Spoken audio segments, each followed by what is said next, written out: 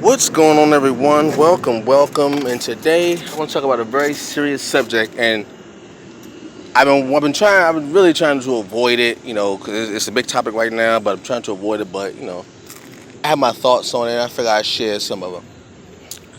I want to talk about reparations, and with this upcoming presidential election, and you have your candidates speaking about the subject of reparations in relation to African Americans in America.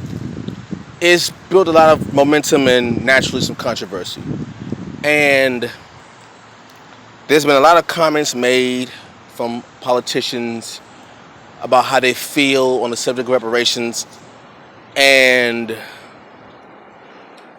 it's you've had some logical explanations, and you've had some downright outlandish, crazy sounding comments about the subject of reparations. I'll give my 2 cents. When when the subject of reparations is brought up, I don't know if people truly understand the subject of reparations, like simply what the word means, how to approach it, how deep does the act of reparations go. So I'll start with the simple definition, paraphrasing some. The definition of reparations is one, the root word is repair. Reparations. Reparations. And usually the suffix tion means the act of, or in the act of. So it's in the act of repairing. And depending on the context, it could be the act of repairing something different. In this particular case, it is basically the act of repairing a group on a social economic position. Now, more specifically, African Americans, black people in America, have been trying to deal with this subject of reparations for the longest time. And we do so because when something is broken, if it can be repaired, it must be repaired. If an engine is messed up, you repair it. If a window is broken, you fix it, you repair it, right? If you break something, you fix it. Well, when it comes to black people in America, I don't think it's any secret, no matter how much you try to sweep it under the rug. And I'm going to try to keep this as, I'm going to try to be as, I'm going, I'm going to keep as much emotion out of this as I can for a reason. Because what I'm speaking about is not so much emotional, rather it's logical in its business. What people seem to forget is the act of enslavement. Notice I said enslavement and not slavery. The act of enslavement of Africans was a business decision. It had nothing to do with I don't like you, therefore I'm going to enslave you. It was, at its core, a business decision. How do we know this? Well, the ones who enslaved us for the transatlantic slave trade, i.e. Europeans, they enslaved their own. They disenfranchised their own women. So it's not like it was just one particular group and everybody was left alone. Europeans have enslaved many people across the board, including their own. So it's not personal, it's business. However, the ramifications are personal. The act is business. I'll explain why. Africans were taken from their land, brought somewhere else, whether it been South America, the Caribbean, North America, or Europe, or other places around the world, to perform a task, to do work you against your will. And well, when we were brought over here, or wherever we were taken, we were brought over here for the purpose of working to build someone else's future, right? It was cheap, free labor, basically what it was. And it was that was done to us for different reasons. One, it was done because they just didn't want to do it themselves. Two, they being Europeans, saw the resources, the natural resources that were in Africa, and they knew that they couldn't just take the natural resources without first getting rid of the people that were there, or at least crippling their system first. You cripple their system, and then you take the resources. Okay? Now, when we were brought over here, not only was our economic system broken, our every system we had, our spiritual system was broken. Cultural, our family structure was broken. Basically, our way of life, our values, our interests, and our principles were broken when we were brought over here. Okay? Which further crippled our means to build an economic structure over here. Okay? When that happened, it didn't just happen for 1 year or 2 years. It happened for generations. It was generations of broken values, interests, and principles. Okay? Which assisted in the enslaver to gain a sense of dominance, not only over the people, but over the resources itself. Which is basically the whole game is the obtaining, maintenance, and increase of resources. Okay? Because the resources are limited. Therefore, whoever has the most resources has the most power. Okay? Whoever has the most or the best resources has the most power, because you can do more. Okay? You have your own economic structure, everything. When our resources were taken, when our values, interests, and principles were taken and exchanged for something else that wasn't naturally ours, we, meaning black people, African Americans, went crazy. We were confused. And then we took those false values, interests, and principles and made it our own. Okay? Now, why do I say all that? Well, when your way of life is corrupted in any way, no matter how much progress you think you make, it will still be for naught, because the true core of your values, principles, and interests, and principles have been altered. Okay? So no matter how far you go, if you're going the wrong way, it's still messed up. So the whole purpose of reparations is, we are saying, wait a minute.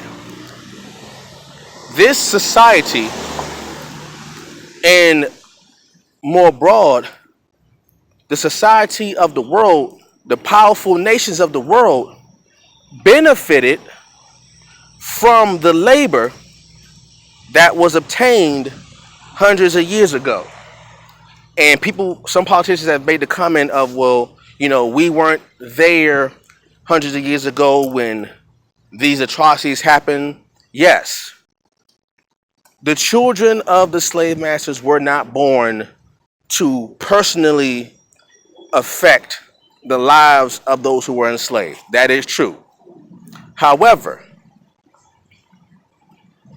if you or if the society as a whole benefited from the labor, the life, labor, and death of people who were kidnapped, taken to a different land, and forced to build said society with no compensation whatsoever. There was no compensation. And somebody may say, well, the slaves were freed in 1865, June. No, so if that's the case, how do you explain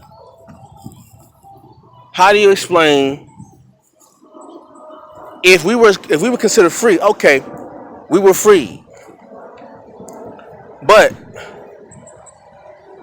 were we actually freed? Because the ability to be free essentially means you are able to maintain a standard of living on your own, hence independent. Okay, you don't need anyone else. You have the resources, the keyword resources. You have the resources on your own to do with it as you please and make a living for yourself and your family. Okay? The same, like whatever conditions we were in prior to our enslavement, that was our independent conditions because we had the land to ourselves and we did with it what we wanted without any assistance from outside forces. Okay? That's independence. The moment we were taken out of that particular way of life and given a different way of life, and that different way of life had a negative effect on our lives to this very day, which made us dependent on the people, the very same people, or the very same system. I put it like this. I won't say people because the people are no longer alive. The system that was built off of African slaves is still in existence to this very day. Okay? You're not able to have the economic structure. Put it like this. African slaves help build the economic structure that gave the colonies the financial backing, along with France and other countries, gave the financial backing for the 13 colonies to tell Great Britain, King George III, we want our independence. The people who wrote the Declaration of Independence had slaves. Okay? The famous people, George Washington, a general in the army, owned slaves. He helped fight for America's freedom, yet he owned slaves. This is not. I say I'm trying to keep as little motion as possible. Like I'm trying to use as much facts as possible, so I don't have to be emotional with this. So the economic structure that was established and maintained to this very day, the economic structure that was established hundreds of years ago by enslaved Africans is still in place to this very day. We are able to build the nation that we have based off of that. but we did it for free. So what black people are saying is, wait a minute, we did this hard labor for free.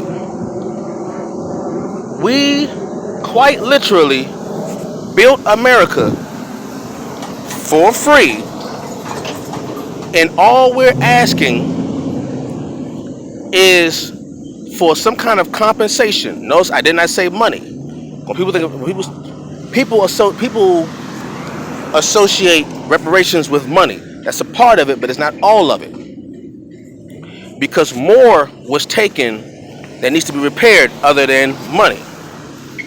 But I'll continue. When we were quote unquote freed,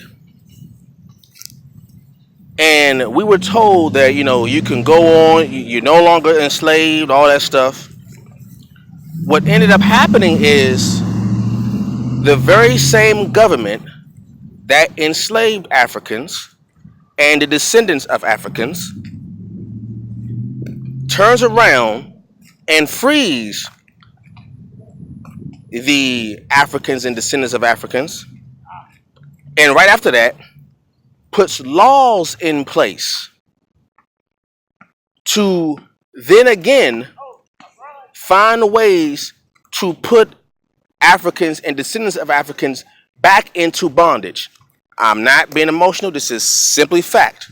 13th Amendment. 13th Amendment. You had black codes where the descendants of African slaves, if they were caught breaking these particular laws, these codes, they would get put back into bondage. The 13th Amendment.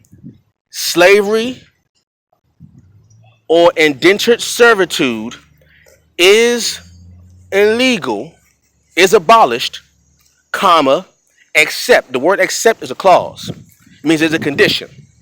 Except if convicted of a crime. So one of the crimes is three or more blacks were not allowed to be in the same group. Like around it. Or you couldn't be out at a certain time of night. Or you couldn't be without a job. If you didn't have a job, you would go to jail, making you a slave or indentured servant. See how that works? And then what also happened is laws were made where we, blacks, African Americans, were unable to inherit assets. Okay? That's also very important. An asset is a thing that appreciates or gains value over time. An asset. Okay? We were legally unable, it's the Jim Crow at the time, we were legally unable to own assets like a house or jewelry or precious metals, all that. So even if we were able to be free, or or sometimes land, so you can support yourself and your family, owning land. And sometimes what happened, now to be honest, sometimes what happened is if the slave master was about to die, something like that, he would will land to maybe his descendants, his mulatto descendants, because a lot of times there were children being born that were half white, half black, meaning they were probably the product of the slave master with a slave woman, all that, and they would entitle that. That has happened. That's true. But what happens is there will be so many laws being made that would cripple us economically, where we couldn't live in certain places. We were free in terms of slavery, but we weren't free to live wherever we wanted to.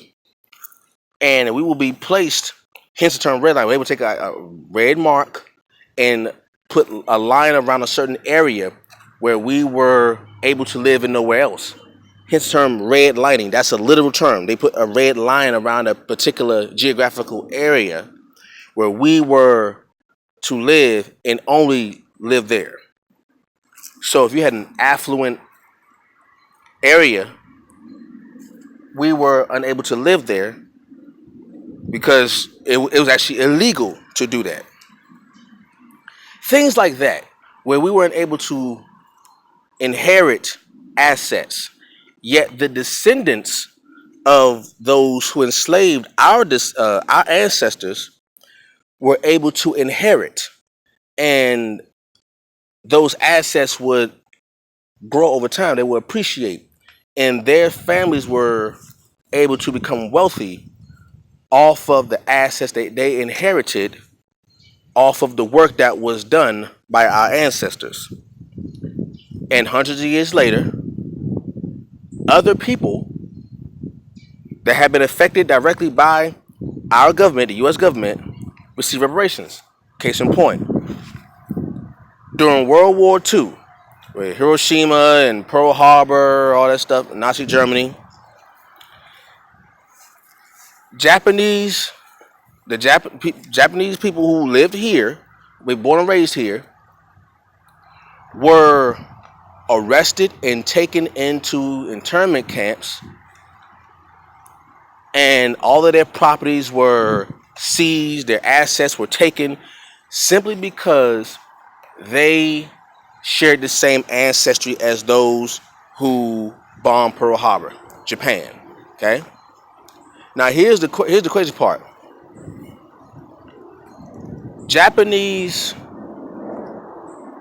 The Japanese were taken into internment camps, but Germans weren't.